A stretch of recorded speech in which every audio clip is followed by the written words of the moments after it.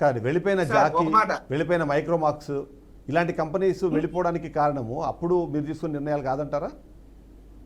Sir ముమ్మాటికి కాదు. ఇప్పుడు ఉదాహరణకు అమర్ రాజా బ్యాటరీస్ ఉందండి, అది ఆయన కంపెనీ, ఆయన ఆంధ్ర రాష్ట్రంలో వ్యాపారం చేయాలనుకుంటాడు, ఆయన రాజకీయ ఆలోచన ఉండొచ్చు, ఇంకోటి ఉండొచ్చు. సరే మీరు అని చెప్తున్నారు కదా, ఇప్పుడు ఎక్కడ పెట్టారు ఆయన తెలంగాణలో? ఇప్పుడు కూడా అక్కడే కదా చేస్తున్నారు, ఇప్పుడు ఏం రాలేదు కదా ఇక్కడికి.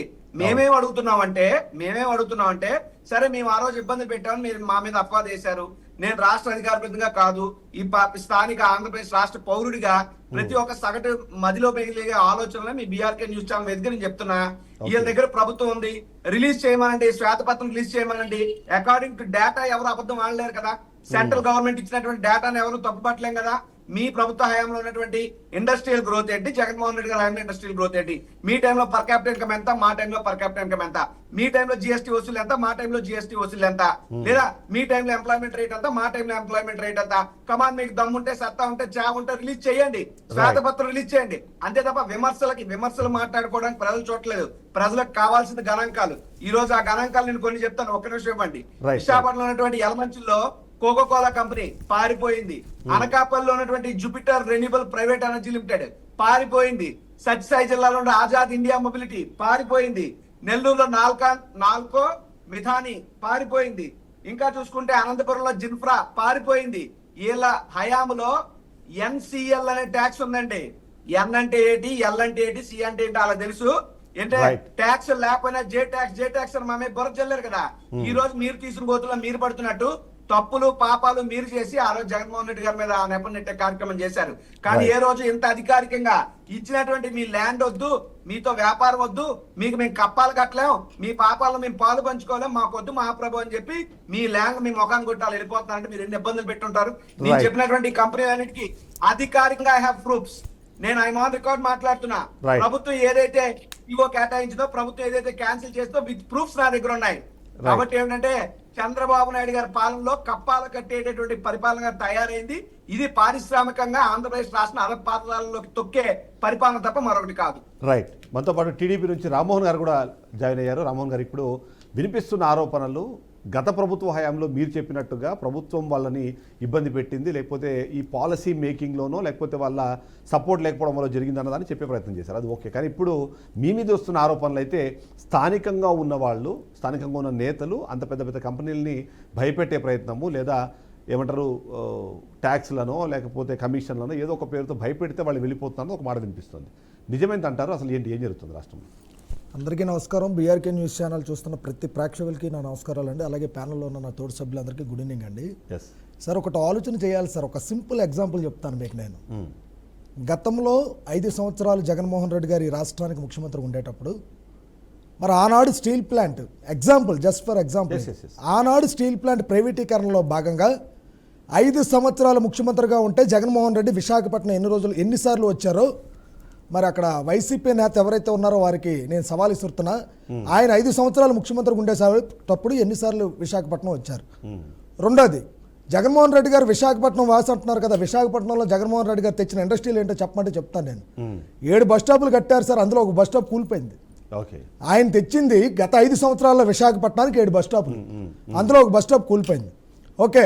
రెండోది, హెచ్ఎస్బిసి ఎవరు పంపించేస్తారు సార్ విశాఖపట్నం నుంచి? నాకు తెలియక అడుగుతున్నా, మరి ఆయన చెప్పాలి. విశాఖపట్నం నుంచి హెచ్ఎస్బిసి ఎవరు పంపించారో ఆయనే చెప్పాలి. 2, మీరు ఇందాకేదో అంటున్నారు ఏంటి, తక్కువ రేట్లకు భూములు ఇచ్చాం. ఎస్, తక్కువ రేట్లకు భూములు ఇచ్చాం, ఐ అగ్రీ. దేనికి ఇచ్చాం? 20 లక్షల ఉద్యోగాలు నారా లోకేష్ గారు యువకాలం పాదయాత్రలో కమిట్మెంట్ ఇచ్చాం. 20 లక్షల ఉద్యోగాలకు సుమారు 6,50,000 ఉద్యోగాలు స్టిల్ వీఆర్ గివెన్, ఆల్రెడీ ఇచ్చాం. శ్వేతపత్రం ఈరోజే మేము పారిశ్రామికంగా అసెంబ్లీ సాక్షిగా రిలీజ్ చేసాం. చూసుకోమనండి, వాళ్ళని ఛాలెంజ్ ఇస్తున్నారు కదా, చూసుకోమనండి. ఈరోజు కొత్త కంపెనీలు తీసుకొచ్చాం. లూలు మాల్ ఎవరు పంపించేశారు? మీరు కాదా అని అడుగుతున్నా. లూలు మాల్ ఎవరు పంపించేశారు? మరి మీరు ఆనాడు ఇంత క్లియర్గా చెప్తున్నారు కదా, శ్రీకాకుళం నుంచి విశాఖపట్నం వరకు, విశాఖపట్నం నుంచి కుప్పం వరకు వచ్చిన కంపెనీల లిస్ట్ అంటే ఒకసారి చెప్పండి. జగన్మోహన్ రెడ్డి గారు గవర్నమెంట్లో గతంలో స్వర్గీయ రాజశేఖర రెడ్డి గారు ఆనాడు విశాఖపట్నం పరవాడ సాక్షిగా ఆ రోజు ఇండస్ట్రీని తీసుకొచ్చారంటే ఎవరైనా చెప్తే నమ్ముతారు, ఎందుకంటే ఆనాడు తీసుకొచ్చారు కాబట్టి. కానీ జగన్మోహన్ రెడ్డి గారి హయాంలో ఏం తీసుకొచ్చారో ఒకసారి చెప్పాల్సిందిగా కోరుతున్నాను నేను మీ వాళ్ళని. ఇంకోటి సార్, ఇక్కడ ఒకటి క్లియర్ సార్, ఏదైతే కూటమి ప్రభుత్వం ఈ రాష్ట్ర ప్రజలకు కమిట్మెంట్ ఇచ్చామో కమిట్మెంట్ ప్రకారం 20 లక్షల ఉద్యోగాలు ఇవ్వాల్సిన బాధ్యత మా పైన ఉంది. అందులో భాగంగా ఏవైతే కొన్ని ఇండస్ట్రీస్ విశాఖపట్నానికి వస్తున్నాయో అదే విశాఖపట్నానికి సంబంధించి ఈరోజు కొన్ని కంపెనీలు తీసుకొచ్చాం. కాగ్నిజెంట్ లాంటి ఒక గొప్ప సంస్థను తీసుకొచ్చాం. గూగుల్ లాంటి ఒక గొప్ప వ్యవస్థను తీసుకొస్తున్నాం. తిరిగి వెళ్ళిపోయిన హెచ్ఎస్బీసీని మళ్ళీ విశాఖపట్నం తీసుకొస్తున్నాం. నిన్నగాక మొన్న భోగాపురంలో మొదటి ఫ్లైట్ దించి విశాఖపట్నం ఘనతను ప్రపంచ స్థాయికి తీసుకెళ్లిన చరిత్ర ఈరోజు కూటమి ప్రభుత్వం. సార్ నేను స్ట్రైట్గా అడుగుతున్నా, సిగ్గుండాలి సార్, ఇంకా వైసీపీ నాయకులు మాట్లాడుతున్నారంటే తలదించుకోవాల్సిన పరిస్థితి ఈ రాష్ట్రంలో. నేను అడుగుతున్నా జగన్మోహన్ రెడ్డి గారికి, నేరుగా జగన్మోహన్ రెడ్డి గారికి అడుగుతున్నా, గుండె సాక్షిగా గుండెల మీద చేసుకొని సాక్షిగా విశాఖపట్నానికి తీసుకొచ్చిన కంపెనీల లిస్టు ఒకసారి బయట పెట్టమనండి. మా గవర్నమెంట్లో గత ఈ 19 నెలల్లో నారా లోకేష్ గారు అగ్రగామి రాష్ట్రంగా విశాఖపట్నం నుంచి సమ్మిట్ పెట్టి ప్రపంచ స్థాయిలోనే ఉన్నతమైన స్థానానికి తీసుకెళ్ళాం. ఇంకో చరిత్ర మాట్లాడుకోవాలి. ఒక డేట్ నుంచి కమిట్మెంట్ అయ్యి, ఒక ఇయర్లో ఒక డేట్ నుంచి కమిట్మెంట్ అయ్యి డిసెంబర్లో కంపెనీని పూర్తిగా వ్యవస్థని విశాఖపట్నంలో ఓపెన్ చేసిన చరిత్ర సార్ ఈరోజు కూటమి ప్రభుత్వం. కంపెనీ పేరు కూడా చెప్పంటే చెప్తాను నేను. ఈరోజు గతంలో మీకు గుర్తుందో లేదు సార్, ఆనాడు స్వర్గీయ ఎర్రమనాయుడు గారు ఆనాడు కేంద్రంలో చక్రం తిప్పుతుంటే, ఆ రోజు వాజ్పేయి గారు గవర్నమెంట్లో స్టీల్ ప్లాంట్ని ప్రైవేటీకరణ చేస్తానంటే ఆనాడు ఇదే చంద్రబాబు నాయుడు గారు ముఖ్యమంత్రిగా ఉండేటప్పుడు ఎర్రమనాయుడు గారు ఫైట్ చేసి ఆ రోజు స్టీల్ ప్లాంట్ని కాపాడుకున్న చరిత్ర మాది. మళ్ళీ ఈనాడు మరి నరేంద్ర మోడీ గారు గవర్నమెంట్లో నారా చంద్రబాబు నాయుడు గారు స్టీల్ ప్లాంట్ని కాపాడిన చరిత్ర ఈరోజు విశాఖ వాసులకు తెలుసు సార్. అంతెందుకు sir, east, north, west, south రాష్ట్రం మొత్తం కూడా ఫ్యాన్ గాలి ఇస్తున్న టైంలో కూడా విశాఖపట్నంలో 4 నియోజకవర్గాలు తెలుగుదేశం పార్టీ కైవసం చేసుకుందంటే విశాఖపట్నం ప్రజలకి తెలుగుదేశం పార్టీ మీద ఉన్న నమ్మకం ఏంటో ఒకసారి వారికి చెప్పదలుచుకున్నారు. ఇంకో విషయం కూడా చెప్పాలి ఈ సందర్భంగా. స్వయాన జగన్మోహన్ రెడ్డి గారు తల్లి గారు, ఆనాడు జగన్మోహన్ రెడ్డి గారు ముఖ్యమంత్రిగా ఉంటే వాళ్ళ తల్లి గారు విజయమ్మ గారు విశాఖపట్నం పరిస్థితి అంటే ఎంపీగా పోటీ చేస్తే విశాఖపట్నం ప్రజలు తరిమి కొట్టారని ఒకసారి తెలుసుకోవాలని చెప్తున్నా. సిగ్గుండాలి సార్ ఇంకా కృష్ణరాజు గారు.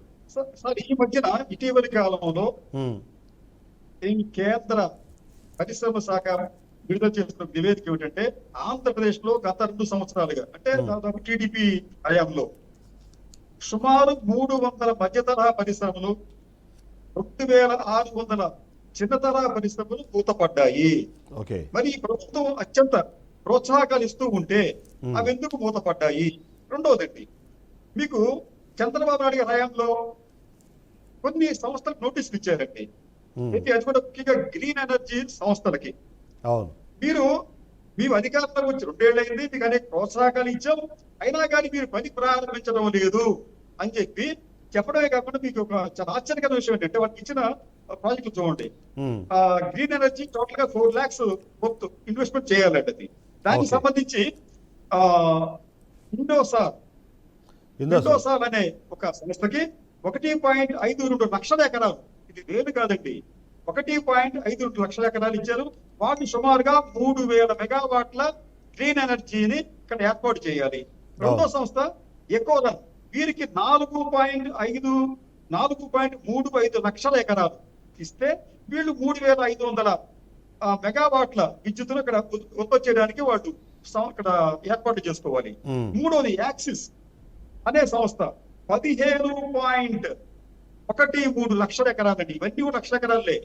ఇంత ఇస్తే వాటి సుమారుగా 12,000 మెగావాట్ల విద్యుత్తును ఇక్కడ ఉత్పత్తి చేయాలి. కానీ మీరెవరూ కూడా ల్యాండ్స్ తీసుకున్నారు కానీ ఈ 2 ఏళ్లలో ఒక్క శంకుస్థాపన చేయలేదు, ఒక ఇటుక కూడా అక్కడ వేయకపోతే స్వయంగా చంద్రబాబు నాయుడు గారే వాళ్ళకి వార్నింగ్ ఇచ్చారు. ఏమిటిది, మీకు లక్షల ఎకరాలు ఇచ్చారు, మీకు మీరేమి అక్కడ పని చేయట్లేదు అని చెప్పి. అంతేకాకుండా మీకు ఇది 325 మెగావాట్లకు సంబంధించి శ్రీజ ఇన్ఫ్రా అనే ఒక సంస్థ, ఇది ఇటాలియన్ సంస్థ, ఇది ఇటలీ ఎన్ఎల్ గ్రీన్ అనే సంస్థతో టైఅప్ అయిన ఈ శ్రీజ ఇన్ఫ్రా దాదాపు 328 ఎకరాలకు ఒక ఒప్పందం తీసుకుంది, వేలాది ఎకరాలు తీసుకుంది. వాడు కూడా అక్కడ పని ప్రారంభించకపోవడంతో చంద్రబాబు నాయుడు గారి హయాంలో దానిని పూర్తిగా ఒప్పందం రద్దు చేశాడే. చంద్రబాబు నాయుడు గారి హయాంలో ఫ్రెండ్లీ ఇది ఎంత ఉన్నప్పుడు, ఇది పారిశ్రామికవేత్తలకు అంత అనుకూలంగా ఉన్నప్పుడు వాళ్ళు కన్విన్స్ చేయాలి కదా. వాళ్ళు ఇక్కడ ఇండస్ట్రీస్ మీరు విద్యుత్ సంస్థలు మీరు పెట్టాలని మీరు చెప్పాలి కదా. మరి ఎందుకు వాళ్ళకి వార్నింగ్ ఇచ్చి పంపించేస్తున్నాడు? ఇప్పుడు ఈ రోజున మరి జగన్మోహన్ రెడ్డి లేరు కదా. దీనికి సంబంధించి టైమ్స్ ఆఫ్ ఇండియాలో సమగ్రమైన వార్త వచ్చిందండి. చూడండి, కనిపిస్తుంది, చూడండి ఒకసారి చూపిస్తున్నాను. అది అవును, రైట్. ఇది ఆంధ్రప్రదేశ్ లో ఈ రోజున జగన్మోహన్ రెడ్డిని చూసి కాదండి, చంద్రబాబు నాయుడు గారిని చూసి పరిశ్రమలు పారిపోతున్నాయేమన్న అనుమానం కలుగుతోంది. ఎందుకంటే Right. రాష్ట్రంలో ఉన్న శాంతి భద్రతలు ఆందోళనకరంగా ఉన్నాయి. రెండోదండి, బహుశా ప్రపంచంలో ఎక్కడా ఉన్నదేమో కొన్ని ప్రాంతాలు, ముఖ్యంగా రాయలసీమ ప్రాంతంలో ఎవరైనా పరిశ్రమ పెడితే వాళ్ళు ఖచ్చితంగా టోల్ కట్టాల్సిందే. టోల్ తీసేయనా గానీ వాళ్ళ దగ్గర డబ్బులు వసూలు చేస్తున్నారు. విచిత్రం ఏంటంటే మీకు ఆ ప్రాంతంలో కోళ్లు అమ్మినా, కోడిగుడ్డు అమ్మినా గానీ అక్కడ ఆ స్థానిక రాజకీయ నాయకులకు డబ్బులు ఇవ్వాలి అని చెప్పి అంటున్నారే. Right. రైల్వే ప్రాజెక్టులు వస్తే ఆ ప్రాజెక్టులు కూడా వాళ్ళు పేమెంట్ చేయాలని చెప్పి అంటున్నారే. ఎట్లా సాధ్యం అవుతుందండి ఇది? రాష్ట్రంలో మంచి వాతావరణం, అంటే Yes. అవినీతికి తాగులేని, బెదిరింపులకు తాగులేని వాతావరణం ఉన్నప్పుడు మాత్రమే ఆంధ్రప్రదేశ్ లో పరిశ్రమలు వస్తాయి. Right, అప్పుడు right, మాత్రమే Mr. చంద్రబాబు నాయుడు గారు పరిశ్రమ రద్దు చేయాల్సిన అవసరం ఉండదు.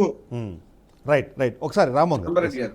రామ్మోహన్ గారు ఒక నిమిషం, చిదంబరెడ్డి రాజు గారు, రాజు గారు ఒక నిమిషం. అంటే దాని మధ్యలో సారు లేదు, రామ్మోహన్ నాయుడు ఆ అందుకే సోదరుడు ఒక ఆయనకి మాట, ఒక సమాధానం మాట. చెప్పిన తర్వాత ఆయన కండారాజు మాట్లాడితే గారు, బాగుంటుంది. కండారాజు సర్కిల్ గారు వెళ్ళాలి కదా, ఆగండి. నాటారు ఇప్పుడు దయచేసి నాకు మీరు అవకాశం మీకు ఇస్తాను. మాట్లాడండి. రాజు గారు ఒక నిమిషం. సార్ ఒక మాట, Yes, yes. కృష్ణరాజు గారికి ఒక మాట చెప్పాలి. సార్, విశాఖపట్నం ఏదో అభివృద్ధి చేస్తున్నామని మేము చెప్పట్లా.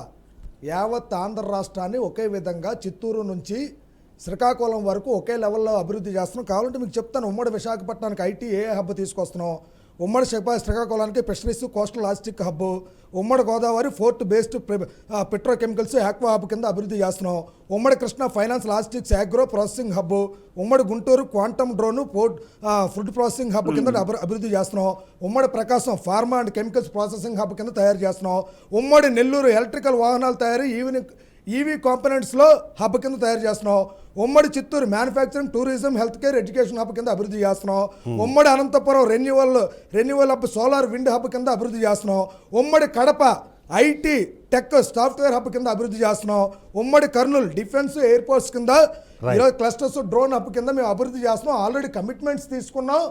ఆల్రెడీ కమిట్మెంట్ తీసి అసెంబ్లీ సాక్షిగా శ్వేతపత్రం రిలీజ్ చేసామండి. హబ్ సంగతి ఓకే. అంటే దాంట్లో వచ్చే కంపెనీ దానికన్నా ముందు చిదంబరెడ్డి గారు.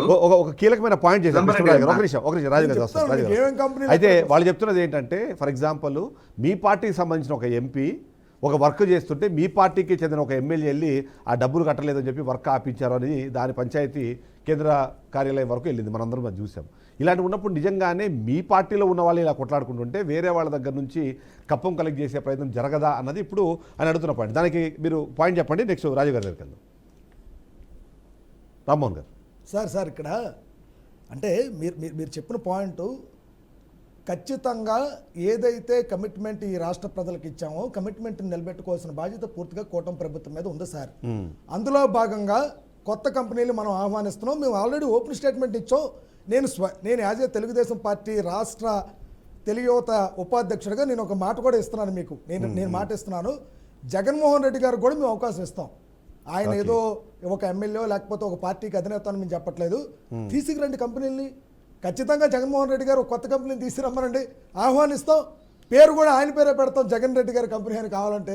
అంతేగాని కప్పము బెదిరింపులు అవన్నీ చంద్రబాబు నాయుడు గారి దగ్గర చెల్లవు సార్. కప్పాలు కుప్పాలు డబ్బు దాచుకోవడాలు అన్ని అది వైసీపీ గవర్నమెంట్లో అయిపోయింది. ఇప్పుడు కుదరదు. ఇప్పుడు మాకు కావాల్సింది అభివృద్ధి. అవినీతి చేసిన ముఖ్యమంత్రి వెళ్ళిపోయాడు ఈ రాష్ట్రం నుంచి. అవినీతి వైపు వెళ్ళే పరిస్థితుల్లో మేము లేవు సార్. సార్ ఇక్కడ రాజు గారు అంటే 2-3 క్వశ్చన్స్ అడిగారు ఆయన. 5 ఏళ్ల పాటు మీరు చేసింది ఏంది, ఒక కంపెనీ పేరైనా చెప్పగలుగుతారా అని ఒక పాయింట్ అడిగారు. అదే ఆయన అడిగారు కదా, నేను చెప్తాను, పెన్ను పేపర్ పెట్టి నోట్ చేసుకున్న అభ్యంతరం లేదు, చెక్ చేయమనండి. తప్పు అయితే మళ్ళీ మీ డిబేట్ లో మీరు అడగచ్చు కూడా నన్ను. కెమెరాలు పట్టుకుని వచ్చినా నేను వెళ్తాను, ఆయన రావాలని కూడా కోరుతున్నా. ఇప్పుడు చెప్తా లిస్టు, రాసుకోమనండి. విశాఖపట్నంలో ఉన్నటువంటి యోకోహోమా టైర్స్ ఫేజ్ 1 ఫేజ్ 2 రెండు జగన్మోహన్ రెడ్డి గారు శంకుస్థాపన చేశారు, జగన్మోహన్ రెడ్డి గారు ప్రారంభించారు. మూలాపేట పోర్ట్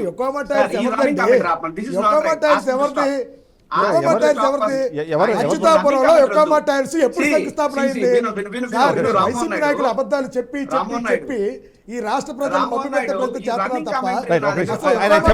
అచ్యుతాపురంలో ప్రాజెక్ట్ ఎప్పుడు స్టార్ట్ అయిందండి? రామ్మోహన్ నాయుడు చెప్పండి చెప్తున్నా, నువ్వు తెలుగు యువత రాష్ట్ర ఉపాధ్యక్షుడు అన్నావు, మంచి గౌరవ స్థానంలో ఉన్నావు. వ్యక్తి వక్తగా ఎప్పుడు ప్రసిద్ధి చెందుతాడంటే you should be also good listener before to be a good speaker. మీరు మాట్లాడనని చెప్పి నేను మౌనంగా ఉన్నానంటే మీరు చెప్పిన నిజాలను ఒప్పుకున్నానని కాదు, మీకు నేను ఇచ్చినటువంటి గౌరవం and I do expect the same from you. Don't come in middle where I talk. Interruption వద్దు. ఒకరి తర్వాత ఒకరు మాట్లాడండి. ఒకరి తర్వాత ఒకరు మాట్లాడితే వర్షన్ ప్రజలకు వెళ్తుంది. ఇక్కడ ఇప్పుడు ఆయనకు క్లారిటీ ఇవ్వాలి. ఆయన పేరేంటో నాకు ఐడియా లేదు. విశాఖపట్నం కాదండి, శ్రీకాకుళం, విశాఖపట్నం, విజయనగరం 5 జిల్లాల్లో నా పేరు అడిగితే చెప్తారు. మీ పేరు నాకు ఇంతవరకు నేను ఎప్పుడు స్ట్రైక్ అవుట్ అవ్వాలా, ఎప్పుడు స్ట్రైక్ అవుట్ అవ్వాలా. రామ్మోహన్ రెడ్డి అంటే ఏ టీవీ ఛానల్ అడిగినా చెప్తారు. ఏ టీవీ ఛానల్ అడిగినా చెప్తారు. మీకు పర్సనల్ పాయింట్స్ వద్దు. పరిశ్రమలు గురించి చెప్పండి. సబ్జెక్ట్ రైట్, కొండరాజు గారు సబ్జెక్ట్ మాట్లాడండి. సబ్జెక్ట్ మాట్లాడండి, గౌరవప్రదంగా మాట్లాడాలి.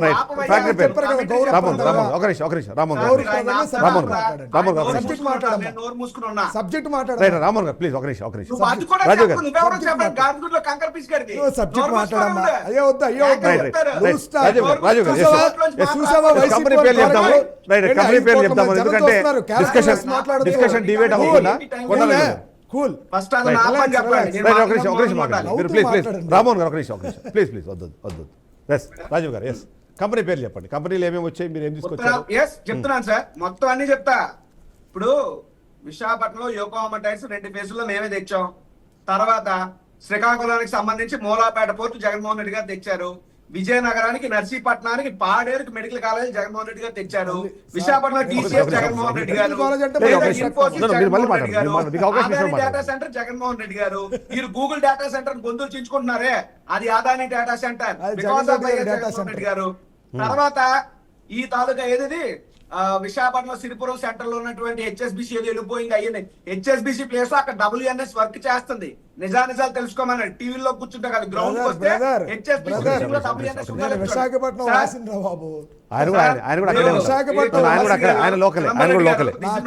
మీ వైసీపీ వాళ్ళ పరిగెడుతుంటది, కబుర్లు వింటది.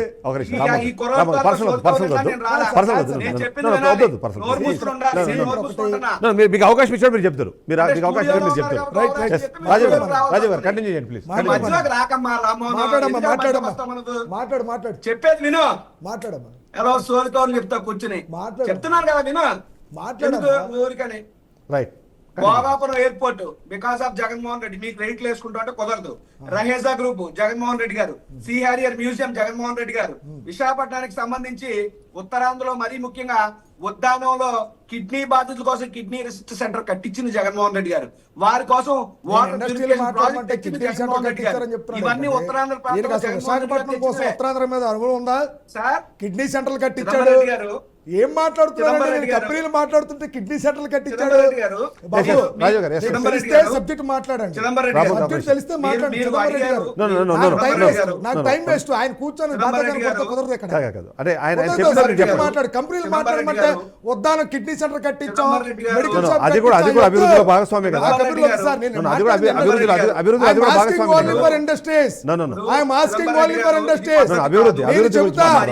చరిత్ర చెప్తా రాసుకోమనండి. అన్ని పేపర్ ఉంటాయి. చరిత్ర చెప్తా రాసుకోమను. చరిత్ర చెప్తా, కబుర్లొద్దు. మీ నాయకులకు చెప్పండి. కబుర్లు నాకు చెప్పకమ్మా. కబుర్లు నాకు చెప్పక. కబుర్లు చెప్పక. కబుర్లొద్దు. నేను మాట్లాడు బ్రదర్. ఇక్కడ మాట్లాడుతుంది ఇండస్ట్రీస్ కోసం. ఇక్కడ మాట్లాడుతుంది బ్రదర్. ఇక్కడ ఇండస్ట్రీస్ కోసం కిడ్నీ సెంటర్ కట్టించాం. Development asking development. 7 బస్ స్టాపులు కడితే ఒక బస్ స్టాప్ కూలిపోయింది. నేను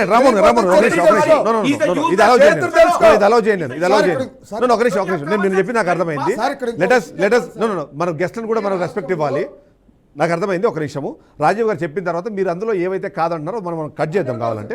ఎస్ రాజీవ్ గారు, అంటే ఆయన చెప్పాలనుకుంటుంది ఏంటంటే ఇండస్ట్రియల్ పాలసీ గురించి మాట్లాడుతున్నాం కాబట్టి ఇండస్ట్రీస్ గురించి చెప్పే ప్రయత్నం చేయండి. మీరు ఉద్దానము అవన్నీ సరే, మీరు డెవలప్మెంట్ భాగస్వామిగా మీరు చెప్పుకోవచ్చు కానీ బట్ ఇండస్ట్రీస్ నాకు 2 నిమిషాలు అవకాశం ఇవ్వండి. నేను చెప్తున్నాను కదా, టీసీఎస్ ఇండస్ట్రీ కాదా, యోకోహామా ఇండస్ట్రీ కాదా, ఇన్ఫోసిస్ ఇండస్ట్రీ కాదా, ఏ ఇండస్ట్రీ కాదిందో చెప్పమనండి. తర్వాత ఆయన మిగతా మాటలు మాట్లాడుతూ బస్ స్టాప్ ఏదో చేశారు. నో, బస్ స్టాపులు జగన్మోహన్ రెడ్డి గారు అభివృద్ధి చేశారు, స్మార్ట్ సిటీ ఫండ్స్ తో జంక్షన్స్ అభివృద్ధి చేశారు. అసలు విశాఖపట్నం అనేటువంటి 50 వార్డులతో ఒక చిన్న నగరంగా ఉంటే చంద్రబాబు నాయుడు గారు ఏం చేయలేదండి. 50 వార్డులను విశాఖపట్నం 72 వార్డులు చేసి విశాఖపట్నం నగర విస్తీర్ణాన్ని పెంచింది వైఎస్ రాజశేఖర రెడ్డి గారు. మళ్ళీ 72 వార్డులను విశాఖపట్నాన్ని 98 వార్డులు పెంచి ఆ తనకాపల్లి భీముల్ని తెచ్చి విశాఖపట్నంలో కలిపి రాజశేఖర గారి హయాంలో. జగన్మోహన్ రెడ్డి గారు అదే జగన్మోహన్ రెడ్డి గారు డెవలప్ చేశారు విశాఖపట్నాన్ని. జగన్మోహన్ ఈ రెడ్డి గారు టీడీపీయో లేకపోతే ఇంకోటో డెవలప్ చేసింది కాదు. ఏంటి గెలిస్తే ఏదో పెద్ద ఇదిగా చెప్తారేంటి? సరే విజయమ్మ గారు ఇక్కడ ఓడిపోయారు, దాన్ని ఏం మాట్లాడతాడు ఈ పెద్ద మనిషి? తరిమి కొట్టారు. మరి పవన్ కళ్యాణ్ ఏం కొట్టారు? మంగళగిరిలో మీ లోకేష్ ఏం కొట్టారు? చెప్పులతో కొట్టారా? పారిపోయేటట్టు కొట్టారా? ఎలా కొట్టారు? అంటే నీ ఇష్టం వచ్చినట్టు నోరుందని ఎవరిని పడతాడు? ఎక్కువ మాట్లాడితే లోడు ఒక నిమిషం యాక్చువల్లీ తరిమి కొట్టారు. మీ వివరించి చెప్తుంటారు కానీ సార్ ఇక్కడ ఒక మాట చెప్పాలి సార్, ఇక్కడ ఈ రాష్ట్ర ప్రజలు 5 కోట్ల మంది ఈ లైవ్ టెలికాస్ట్ బీఆర్కే చూస్తున్నారు, తెలుసుకొని మాట్లాడాలి. జగన్మోహన్ రెడ్డి గారు ముఖ్యమంత్రి ఉండేటప్పుడే అని చెప్పా. జగన్మోహన్ రెడ్డి గారు ముఖ్యమంత్రి ఉండేటప్పుడే అండర్లైన్ చేసుకోండి, అండర్లైన్ చేసుకోండి, ఫస్ట్ అండర్లైన్ చేసుకోమ్మా, అండర్లైన్ చేసుకో, అండర్లైన్ చేసుకో, అండర్లైన్ చేసుకో, అండర్లైన్ చేసుకో. నేను చెప్పింది రైట్ రైట్ ఒక నిమిషం కృష్ణరాజు గారు రైట్ రైట్ కృష్ణరాజు గారు ఒక నిమిషం 19 నుంచి 24లో రైట్ కృష్ణరాజు గారు ఒక నిమిషం రైట్ కృష్ణరాజు గారు ఇద్దరు ఒక చిన్న బ్రేక్ మీ ఇద్దరికి. కృష్ణరాజు గారు ఒక నిమిషం